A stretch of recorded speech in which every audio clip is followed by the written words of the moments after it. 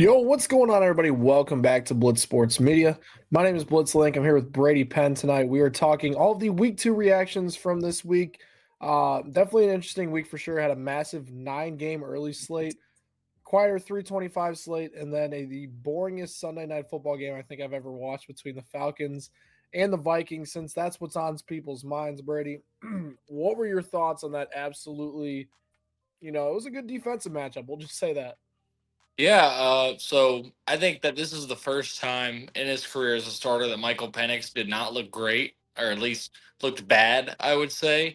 But I think that games like tonight are what the national audience needs to see more and be more exposed to with Bijan Robinson because he's a beast. He's an absolute top five running back in the sport, no doubt. And what really surprised me was the Sunday night football stat they showed with since 2023 having more 100+ yard scrimmage games than Barkley, than Derrick Henry. That was really surprising to me, but he played phenomenal. And the Falcons defense looked really, really good. And I'll talk more about JJ McCarthy and his impact on this in a minute. But the Falcons had 13 pressures on defense tonight. They had three pressures just from James Pierce. The rookies started to get a little bit more involved. Pierce and Walker both had sacks tonight. Falcons had 5 sacks in the first half, which had not happened, I believe, since 2017 when Adrian Claiborne went crazy against the Dallas Cowboys on a random November Sunday. Um, but the Falcons defense, the pass rush looked really good. The coverage looked really good. And these two rookies that they've drafted, Billy Bowman and Xavier Watts, have looked really, really good so far. And, they've got Jesse Bates teaching them up.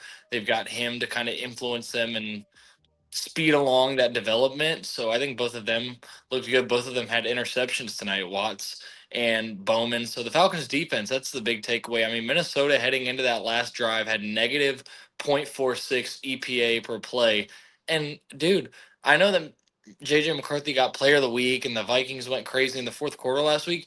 7 of 8 quarters, the Minnesota Vikings have not gotten a touchdown so far this season. The offense has been a real struggle. Justin Jefferson has only gotten 12 targets this season and he has 6 catches. They're only hitting on 50% of the targets his way, and he's not getting targeted a whole lot. And that is a big cause for concern. I do think that after this next week, once Jordan Addison is back, it could open things up a little bit more because I know TJ Hawkinson is good and Thielen and Naylor can get open, but they're not quite the same level of threat as Addison to where you can put more attention on Justin Jefferson. But JJ McCarthy, I mean, this is the whole reason that I was low on the Vikings this offseason, and I really was not moved yet by what looks like right now a mirage of a fourth quarter from McCarthy against what looks like a bad Bears team on Monday night last week. I think we'll have to wait and see with JJ McCarthy. I'm not condemning him and saying that he's just trash and that it's over, but so far he has been really, really bad. And for the Falcons, last thing that I'll say about them before I let you take the floor here is they've got a tough 3 game stretch coming up. It was really big for that, or after next week, they got a tough 3 game stretch coming up. They got Carolina next week, but they needed to win this one, I feel like, because if you beat Carolina, you're 2-1 after next week, and you go into a 3 game stretch of Commanders, Bills, and 49ers. You do have the Bills in your building on Monday Night Football in a couple of weeks, but after those 3 games, the schedule lightens up a little bit. So the Falcons can even just tread water and be sitting at 3-3 or even 4-2 after the first 6 games. They're in a really good spot. Yeah, I think the biggest takeaway, you kind of nailed it, was the pressure from the Atlanta Falcons. This Minnesota offensive line, they're missing Darisaw. Start the year, they had injuries today, but they got after that unit. I mean, JJ McCarthy, he's not like a quarterback that holds on to the ball way too long. I mean, they were just getting there. Like they were getting Yeah. home. He was uncomfortable the entire night, and he never got into a rhythm because of that. Last week, like we saw him struggle in the beginning of the game. He was getting pressured, and then he finally got in a rhythm a little bit once this ground game got going. Credit to Atlanta, their run defense has always been pretty good, and they were good once again, this past week. And you take a look at the Falcons side of things, like they ran for over 200 yards against Minnesota, and obviously JJ McCarthy is the biggest concern right now for them. But I think their run defense is very, very concerning for me this entire year. The Falcons, yes, they scored one touchdown, right? It wasn't necessarily like the best showing of offense, but they controlled the line of scrimmage the entire day. It was Well, they one of just those. couldn't finish drives. Yeah, they couldn't finish drives, but they ran the ball all over this Vikings defense. The Vikings defense has to be able to stop the run, especially if their offense is performing like it is. It's 3 and out, 7-minute drive. three and out, 7 minute drive. Then they get a little bit of momentum, but it's the same type of stuff. You could never, it's a horrible recipe for success. You can't establish any good drives on offense and you can't stop the run. That's a really bad combo, especially with the rookie quarterback. I thought Michael Penix was okay. Like, I didn't think he was horrific in this one. He just was okay. I think the Vikings are a tough matchup for any rookie, considering like Brian Flores can do. I think the Falcons' offensive line pass blocking was not great tonight. I thought, run blocking was significantly better than in week one, but pass blocking, I think, still has a little bit of ways to go. Then, as far as the biggest thing for the Vikings, I think the Bears are going to be at the bottom of the division. I mean, we'll talk about that, but uh, the Vikings have to find a way to get JJ McCarthy in rhythm early because from just watching 2 games of him in the NFL, he's a guy that needs a little bit of rhythm.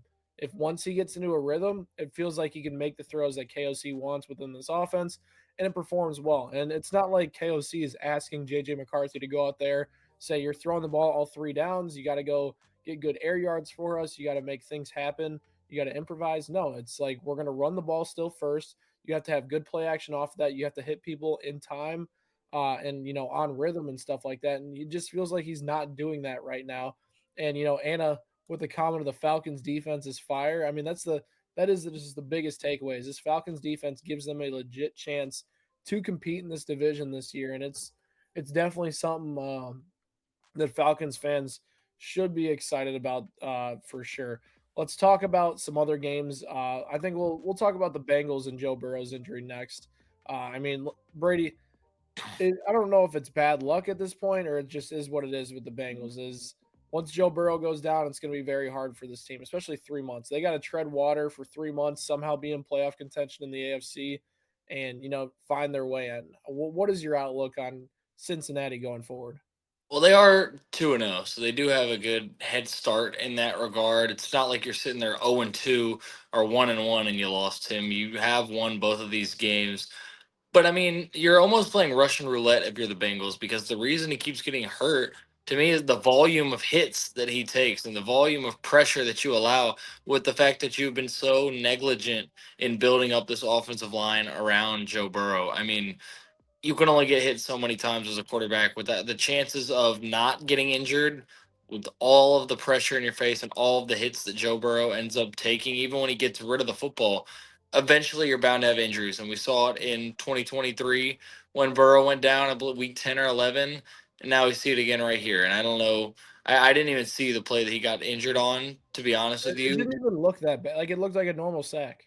But I mean, it's just like I said, you can't keep letting a guy get hit as often as they have every year of his career. He's never had a offensive line with a pass block win rate higher than 28, I believe was the number. They've consistently been a bottom 5 offensive line every year he's been in the league, and eventually that's going to come back to bite you. So we'll see what happens with the Bengals. The good news for Jake Browning is that you do have Jamar Chase and T. Higgins out wide, and it was an adventure for Jake Browning. He Oh, had it 3 was an interceptions adventure today. for sure. He had 3 interceptions, but at the end of the day, he did lead a game-winning drive after Brian Thomas sold the game, and a lot of criticism around Brian Thomas. But I honestly thought the Bengals should have lost this game. I think that the pass interference call on Travis Hunter was a bad call. I thought it was good coverage, and on the Jaguar side of things, I'm encouraged from what I've seen these first 2 weeks if I'm a Jags fan in the Liam Cohen era.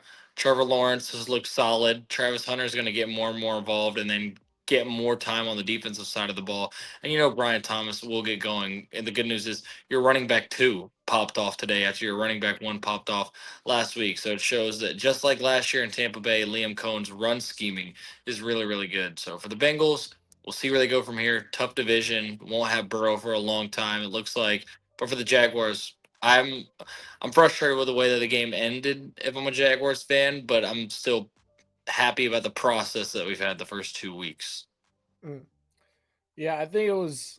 I mean, listen, this is kind of what you get with the Bengals, right? The offensive line is not great, and it's not going to be great because you're spending $80 million on 2 wide receivers. You're gonna have to pick your poison, and You they got to hit said in the draft. That's literally the only you got to way. hit in the draft. You have to, and the Bengals don't hit in the draft with the offensive line and defensive picks. And their defense hasn't even been like abysmal to start the season, which is a big positive for them coming off of last year. Their pass rush is not bad, and obviously having Trey Hendrickson definitely helps that, and always feels like Trey Hendrickson gets that big sack at the end of games for them to close out a game when they've allowed like 20 plus points. It's a bad day, but Trey Hendrickson always comes up in the clutch. I think the biggest takeaway that I took away from Jaguars Bengals in this one, and I'll talk about Burrow's injury after that, is that it just felt like both teams were just handing each other opportunities to win this ball game throughout the entire game. Browning throwing an interception, Trevor Lawrence then following it up with an interception. They both go out and score the next drive, and they followed up with bad offense after that. I just feel like, in terms of like where Trevor Lawrence is at, I'm not ever sure he's going to take that step and be that guy. It feels like he's going to be stuck in like a Tua Tagovailoa situation where he's always going to be, maybe he'll make a Pro Bowl one year with a lot of talent around him. In another year, he's going to be like, why do we have this guy as our starting quarterback and we're paying him this type of money? I feel like that's a situation we could find ourselves with Trevor Lawrence in. And I agree with you. I absolutely love what Liam Cohen has done with this run game. Travis Etienne, incredibly inefficient last year under Doug Peterson, looks really good this year. Bashal Tutin looks strong. And then the Bengals side of things, like Jamar Chase just absolutely took over this game. He needed a big week after a quiet week one, so shout out to him. But I mean, 3 months without Burrow, the AFC feels like a death sentence at this point. But good for them. Pittsburgh lost today, which helps them in the division specifically. So yeah, I think Cincinnati's not necessarily out of it, like you mentioned, the 2-0 start, but over the next 3 months, they're going to have a 12-game stretch that they're at least going to have to be 6-6 during that stretch with Jake Browning if they want a realistic chance of winning. And good for them. They weren't one of the better teams in the NFL last year, so they're going to have a little bit easier of a run. But you're right, the North is going to be tough. So ultimately, we'll see what happens. But if you give Burrow a chance at the end of the season, this Bengals team, you just can't count them out of playoff contention at all. Let's talk about the next big game: Chiefs versus Eagles. Travis Kelsey to take the lead in the fourth quarter, hands the defense the ball, and after that, it just felt like the game just shifted at that point. It didn't feel like a game anymore. It just felt like after that, the momentum was gone. What were your thoughts on the rematch? Yeah, I honestly thought that after looking really bad last week, this Chiefs defense looked really good, and for the most part held Saquon in check. He had two or three runs, including the touchdown where he was able to get decent chunks. But for the most part, they stuck to their game plan of not letting Saquon beat them and forcing Hurts to. And to be honest, Hurts didn't. It was offensive ineptitude that lost this game for the Kansas City Chiefs. I mean, the first half, the only plays that the Chiefs made were Mahomes with his legs. He was not throwing the ball well. There were not guys getting open. I thought the pass blocking was better than it was last week, honestly, against this Eagles front. And Jalen Carter possibly dealing with some type of wrist or forearm injury, whatever it might have been for him. We kept seeing him hold that wrist throughout the game. But they really couldn't get anything going offensively. And in the second half, you started to get a little bit better drives. It felt like the style of offense we saw last year, where they get it to 3rd and 4, then maybe a 4th and 2, and convert it. And uh, I mean, even that first drive of the second half, I believe it was, they had the 4th and 1, and they got stuffed because they can't run the football. This offense can't run the football. Isaiah Pacheco is a dynamic athlete, but he does not have good vision. He doesn't follow his blocks well. Kareem Hunt is not an explosive athlete, and for as good as his vision could be, I'm really not 100% sure where I would put him in that regard. He's not super fast. He's not explosive. This team doesn't have a run game, and that's a big Achilles heel for them. And then on top of that, you've got, I think it's really tough for me because Patrick Mahomes is the best quarterback in the NFL to me, and he's obviously missing two really good receivers. But I also think that people struggle to not even criticize because I don't think he played bad, but they struggle to be honest about when he's missing these throws. Like Patrick Mahomes did not play a good game today. I'd say he was mediocre today. I'd say that he made a lot of plays with his legs, but there were some misses that really hurt this team. And the Kelsey drop, that's not Patrick's fault. I mean, he was getting them down the field. They could have taken the lead, but what was it? Tyquan Thornton that he missed on the wide open one down the left side. Just some stuff like that they need to get cleaned up, mainly on the downfield passing. But I feel like Patrick and this team are still going to get it together. To be honest with you, I know you got the Ravens in 2 weeks. You do have a tune-up, if you will, of the Giants. I know they played really well today, but that Cowboys defense is really bad.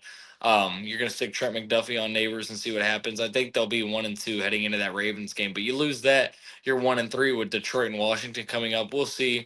I think the Chiefs, honestly, it might be premature to say. I don't think that they're going to get home field advantage this year, but I think they're still going to win the West. Probably they're going to be fine. Though I think they'll probably end up being a 12-5 type of team, the way that it looks right now, just off of Mahomes and the way that the defense can rise to the occasion a lot of the times. I know they have their mishaps, but I feel like they always get stronger throughout the year as well. So I'm not panicked with the Chiefs, especially with the guys that they have coming back, mainly Rasheed. We'll see when Worthy ends up being back, but on the panic meter for the Chiefs, I still only have it at about a 4 out of 10 right now. Yeah, I think before that Kelsey drops pass, like I think the Chiefs were outplaying the Eagles on both sides of the ball. The Eagles could get nothing going on offense. And the Eagles defense showed up, but it's not like the Chiefs offense, it felt like we're moving the ball and it was like a 4th and 1 with Andy Reid deciding to pull his center on the Eagles side of the field, and they've never ran that type of a play. And then they get stuffed, and then you have a Kelsey situation there where it happened, and Harrison Butker misses another kick in a week where they lose by 3 points. So it feels like watching this game, it felt like the Chiefs defense significantly was ready to go. Their week 1 game plan must have sucked because the secondary was great today. Jalen Hurts, 101 yards the entire day. Like Well, you it's saw what Spags said. He was like, "Oh, we thought that the Chargers were going to yeah, run the ball out. We weren't ready for them to pass." I'm no, like, like That's 50, not a great quote, but I see, like you yeah. said, the game plan just wasn't up to par. But looks like this week they did lock it in. Like the defense was great. They gave them an opportunity to win. Obviously, like they allowed 20 points, but 10 of those points were off of, the Kelsey interception play and then the Andy Reid deciding to go for it in Eagles territory. There's 10 points right there that were a result of bad offensive plays. And the defense did a great job. I'm worried about this Eagles offense, and I'll talk about that in a sec. But the Chiefs, like Patrick Mahomes is just not the same player right now. And I think that's fair to say. He can't be the same player because when Patrick Mahomes is at his best, you have talent around him and he can go out and play freely and improvise. That's when Patrick Mahomes is at his best, right? And when he's playing within rhythm, there's nobody else that you want to mess with in the NFL. But right now, there's no rhythm in this offense. They don't run RPOs anymore. They don't make things easy to get Patrick Mahomes going. And then he misses throws early on in games. And, quarterbacks miss throws. Like that's going to happen. But it's the throws that like the Tyquan Thornton like over the top that oh man, we're already down. I got to go make a play. That was a route on air, man. That I was was a route on air and he misses it, and then he somehow 2 plays later just makes the perfect throw. Right, and it's I think the frustrating part about watching Mahomes is that you have to understand the situation that he's been dealt with the receivers over the last few seasons, but you also have to understand that he's not playing up to his standard, and he the effect like I'm trying to find a good way to put it. The long-term effects of the PTSD this offense has caused him with the lack of receivers, the lack of tackle play at times, it's carried over into his week-to-week play. I think you're seeing that now. And I don't think until he has a fully healthy receiver room, he's never going to be the consistent version of Patrick Mahomes that we saw because they don't have rhythm. Like, do you agree with that or no?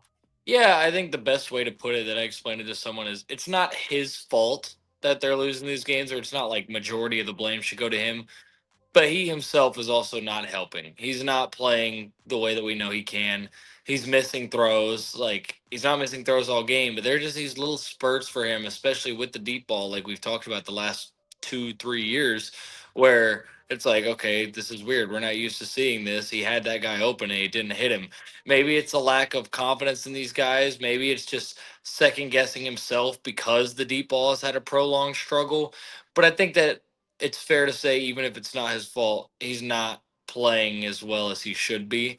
And Mhm. I don't know. I will say I don't have as much sympathy as I would for someone else because of what he did have his first 4 years in terms of pass catchers, but he is still shorthanded. There's no denying that. He has no Yeah, I Worthy. mean, it's He been has no Rice. Not everybody can win Super Bowls with Chris Hogan and Amendola. this And is now I year mean, 4. This is now year 4 though without Tyreek. He's no, had it is. It is. yeah. What really has hurt, what's really been in lockstep with it, is Kelsey's decline after 2022. I mean, 2023, he used up the last little bit of his juice in that playoff run. It felt like that was kind of his last gasp of, greatness at the tight end position. Last year, he was just solid, fringe top 10 tight end. And then this year, it looks like he should have called it quits after the Eagles Super Bowl last year. But you understand why he didn't want to do that. You don't want to go out on that note. But Chiefs keep playing and he keeps playing the way they have. They're not going to get a chance to go back to that big game to redeem themselves. But it's too early to really get into that discourse. I Yeah. still think my preseason prediction was them losing the AFC Championship. I still think they can easily get to that point and possibly even further if they catch some breaks. But we will see. I'm not too worried about the Chiefs just yet. Now, if they lose to the Giants next Sunday, That's a then different we've got a conversation. then Yeah. we've got a different type of vibe. But I don't foresee that happening. I do think they could lose in Baltimore in a couple of weeks. But No, that's in KC, I think. oh, I thought that this coming week was in Arrowhead, and then the game was in Baltimore in 2 weeks. No, I think they're in. I think they're at home. Okay. Either way, I do like the Ravens in that game. I do think that a 1-3 start is very possible, but after that, I think the schedule will start to lighten up a little bit. I would still take them over Washington and Detroit, to be honest. Yeah, and I think like the biggest thing that this is we won't just go on a soapbox about them because I think a lot of people are going to talk about them. People will overreact. People will underreact. Like they just are what they are right now. But the running game 24 carries, 102 yards between Pacheco and Kareem Hunt to start the season. That's just not going to cut it in terms of production from there. No. Mahomes has more rushing yards to start the year than those guys. So I think it's partly Andy Reid not doing a good enough job scheming up run plays because they face some of the lightest boxes in the NFL. So something has to give here. And whether that's giving Brashard Smith more carries or something, they need an explosive back. I mean, Hey, something has to get going back there. I want to add on to this Joe Tooney. I think Joe Tooney's impact is very understated in the run game as well. I know they weren't a great run game last year, but it's gotten even worse so far without that perennial All Pro at left guard I who's think clearing Trey out Smith holes and in Creed Creed. Humphrey are not playing to the levels they have either the past few years. I think Creed has been fine. I think Creed, Trey Smith. you know Trey what he, Smith you is know the what one his that needs PFF to. grade was in week 1? What was it? 53. Interesting, interesting. I might have to rewatch, but I've got a game that I want to bring up, and that is the Steelers and the Seahawks. Who knew? Who knew that Aaron Rodgers is still bad at football? And who knew that squeaking out a win over a terrible Jets team was not the signal of the Steelers being back or being a contender, as some people on our show wanted to say last week. I didn't know it was going to be this quickly, but I'm feeling pretty vindicated about my Steelers and Rodgers takes. I mean, they just crumbled in the second half. They actually got off to a fairly strong start, but I just think the whole team's a little bit overhyped. I think Aaron Rodgers is the king of being overhyped. I think DK Metcalf is, while he's good, he's not a top 12 wide receiver in the league. You don't have a wide receiver two. You don't have a good run game. You don't have a great tight end, and the defense is aging. So The I don't defense think is my biggest concern. I mean, yeah, I mean Jalen Ramsey still showed he's got some juice, but TJ Watt got that new deal. He hasn't looked quite as elite these first couple of games. Not hitting the panic button on him yet. Hayward obviously getting older. Darius Slay is ancient out there and wasn't even good last year with the Eagles. I just don't buy this team at all. That win last week did not move me. I didn't even make a video breaking Rodgers down because I was like, I'm just going to give it time and wait for him to crumble. And it only took a week. Multi interception game was not great. Yeah, I'm still. I feel like I'm still tracking pretty well with the 6 or 7 win prediction here for the Steelers. yeah, I think I mean, their running game has not been good. And I mentioned this like okay, so we talk about the Chiefs, right? And their running game's bad. They have Patrick Mahomes to potentially carry them over the top. We're asking a fossil of Aaron Rodgers to carry the Steelers over the top, and the Steelers defense has been really bad the first 2 weeks. So Aaron Rodgers played really bad today, and it didn't work out well. And the Steelers offense has to find a way to get a run game. Arthur Smith has to find a way to get this run game going. They drafted Caleb Johnson. They're only giving him one Ooh, touch. He had a that brutal day though on the kickoff. yeah. That is a brutal beat, and he hasn't had a good start to his career, but they've given him 2 touches through 2 weeks, and this is a guy they drafted, and I thought was a perfect fit for their system because he's basically a faster, younger version of Najee Harris on early downs for them, and they're throwing Jalen Warren and Kenneth Gainwell in there. Guys have never exceeded 150 touches in their career, and they're like, go out there, you're going to be really good. Yeah, that's just not happening right now for them. But I mean, on the other side of things, dude, JSN's a freaking dog. This guy, Yeah, they had unbelievable. 200 plus yard games, I believe, the first 2 weeks. Dude, I mean, listen, Sam Darnold is what he is, but if he has JSN balling out like he does, I mean, I think they could be a competent. The Yeah, NFC and West is good, man. They Cup looked 3 better 2 than and he 0 did team. last week too. Yeah, 3-2-0 teams in the NFC West right now, and then the Seahawks at 1-1. It's going to be a dogfight. The Rams have looked okay, I think, right now. I think they've had some ups and downs, but we know how talented they are. I mean, Mac Jones looked really good today for the 49ers. I know they played the Saints, but the Saints are actually better than I think a lot of people thought. Kellen Moore's, I think, is doing a pretty good job. Spencer Rattler looks competent, dare I say, for the Saints. But what I will say about the Seahawks is they're going to have an uphill battle in terms of trying to get that defense to go and I don't want to say like compete on a weekly basis with the talent they have, but like the pass rush is what my biggest concern is. Like if the pass rush is not there for the Seahawks defense, it's only a matter of time before these like 17-point performances turn into like 35 plus against a really good offense that can run the ball well. Yeah, the Seahawks are another team that I only had in that 6 win range, and I'm not sure I've seen a whole lot to change that. I think now with a 2-0 start, they could get to 8, but I don't think this is a playoff type team. Is my main sticking point here is that they won't be playing in January with Sam Darnold. I don't think we're going to see a repeat.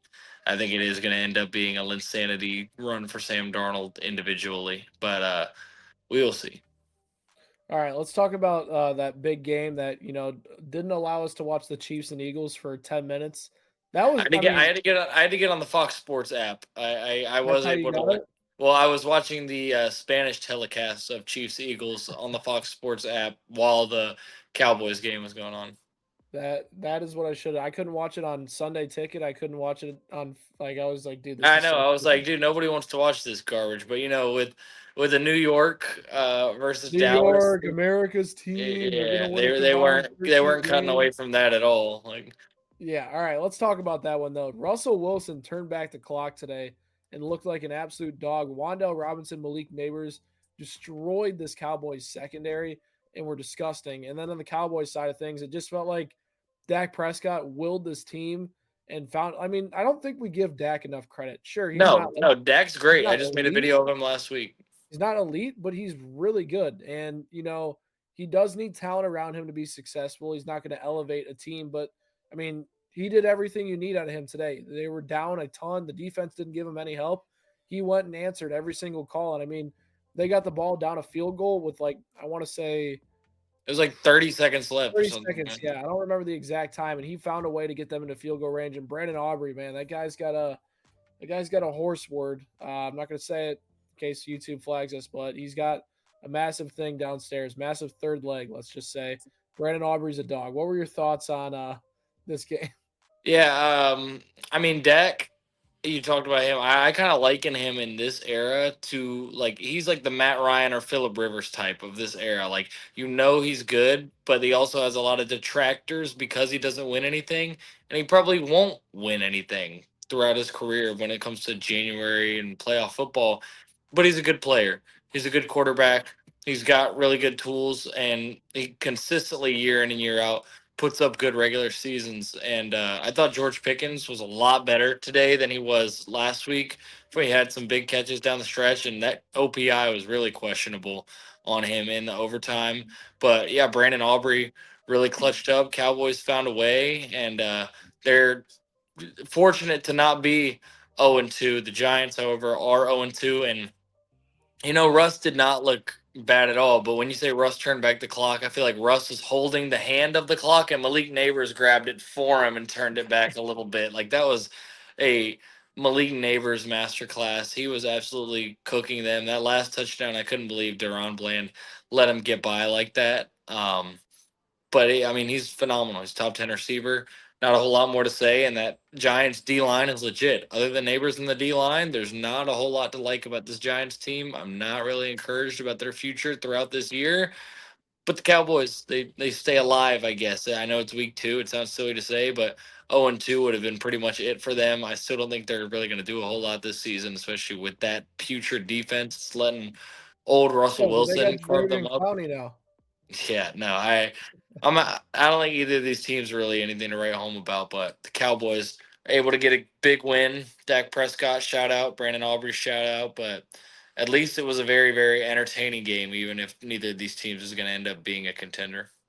Yeah, I thought the Giants, Russell Wilson got a lot of slack, I think, in week 1 performance against the Commanders. He I just don't like the Russell Wilson hate is just I think a little over the top. He's not a good I quarterback mean, it's just anymore. mediocre. He's just mediocre. Like I would he's not bad. Like I genuinely think like the Steelers moving off him from Rodgers was not a significant like upgrade or downgrade at That's this what I've been point. trying to say, man. Like Like Russell Wilson was not that bad for the Steelers last year. I just think they he's were just they were okay. 14th. They were 14th in offensive EPA per play. Like I said this last week, I think. But with Rodgers, do you really think they're making that significant of a jump from 14th to 8th? I don't. Like Yeah, I mean it is interesting for sure. They're gonna give the Chiefs a run for their money. I think it'll be interesting to see how that matchup goes. We'll see if that pass rush for the Giants too slows that down the Chiefs offense. that's the I only think way that's they can the win, X really. factor. Yeah. Yeah, if they just pressure the crap out of Mahomes, that's the only way I could see. If you get a fumble, like a strip sack or something like that, but I'm pretty confident in the Chiefs going into that one. Yeah, yeah. And then what was the last game we had? The Bears and the Lions. I mean, Brady, is it Bajent time at this point?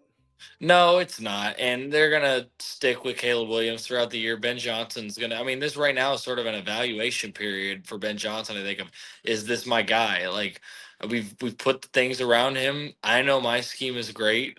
I made Jared Goff look like he was amazing. And the Bears made Jared Goff look like he was amazing also today. That's what But Ben Johnson does. I do think that reports of the Lions' demise were a little bit premature. They're facing a Packers team that I think we're going to come to find out over the next few weeks, months, is the best team in the NFC. I surely do believe that right now, with the play calling for the Eagles and just how like Dude, clunky it's this so bad. offense has looked, I would pick the Packers to beat them right now. And they face off later on in the year, I believe, a Monday Night Football game in November.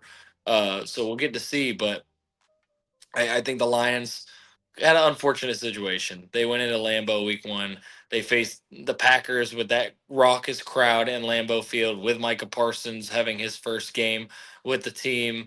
And divisional games are always tough anyway. So the Bears, I mean, they just looked awful. Caleb Williams had a really awful interception to Kirby Joseph. He did not look comfortable. Romo Dunze did have a really nice Dude, game. Romo Doomsday looks really good in If Ben you're an Johnson's Odunze system. owner, you're happy today. But I mean, 52 points given up for the Bears. The defense really isn't good nor healthy right now. Caleb Williams looks really bad outside of the first drive of the season, to be honest. Well, and And listen, they're 2 for 2 on opening drive touchdowns this year. that Like is true. That is like true. I understand obviously a coach has a significant impact throughout the game, but at what point do we just put our foot down and say Ben Johnson's actually doing a decent job with this offense? Because the game scripts have been pretty good for the Bears, I think, through 2 weeks. But I mean, Yeah. once your quarterback is inaccurate, holding the ball too long, making really stupid decisions, I mean, what more can Ben Johnson do at that point? We had another Isaac Tesla one handed Oh, grab. dude, Uh, that's sick. The yeah, Lions might have another weapon. Just they could. They really could. I kind of had my doubts, but I'm keeping my eye on him after these first couple of grabs that he has had in his career. I do want to say, I mentioned this last week. Ryan Poles, you were laughing at Drake May. Look at the two different guys today, Caleb Williams and Drake May. I want to segue into that Patriots game because I think even though I'm a little concerned with how Vrabel's defense has looked thus far, they don't have Christian Gonzalez. Drake May looked really good today, and the Patriots offense looked sort of more like what we expected as opposed to last week. And I know that it's the Dolphins, but Trevion Henderson got more involved today. Kayshawn Booty back playing another good game, had another touchdown.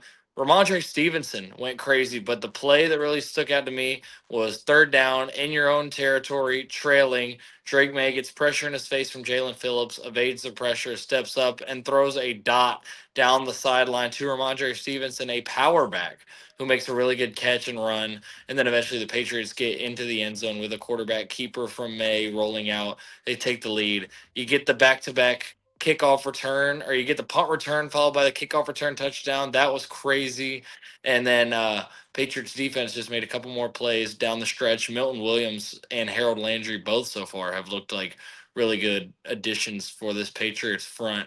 And I think the defense, like I said, will get better once Christian Gonzalez gets back. If the Pats had lost this one against the Miami Dolphins and fell to 0-2, I think we would have had to redirect course. And I think we would have had to, recalibrate our expectations for this team.